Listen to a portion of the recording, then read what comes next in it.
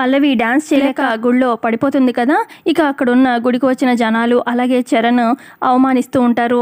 ఇంత లావుగుంది, నీకు డాన్స్ రావడం ఏంటి, నీకు డాన్స్ రానే రాదు పర్ఫెక్ట్గా అని చెప్పి ఇక చరణ్ అంటాడు కదా. ఆ మాటలన్నీ గుర్తు తెచ్చుకుంటూ ఉంటుంది. ఆ తర్వాత ఇటు గుండమ్మ కూడా ఎంకరేజ్ చేసిన మాటలు గుర్తొస్తూ ఉంటాయి పల్లవికి.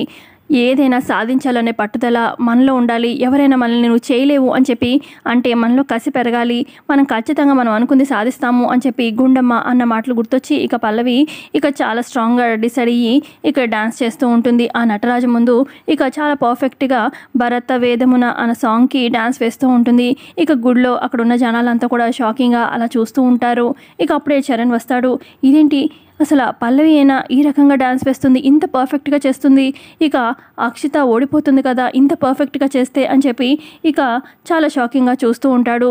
మరి కమింగ్ ఎపిసోడ్లో ఏం జరగబోతుంది అనేది తెలుసుకుందాము. వీడియో నచ్చితే ఖచ్చితంగా లైక్ చేయండి, కొత్త కోసం సబ్స్క్రైబ్ చేసుకోండి. So thanks for watching.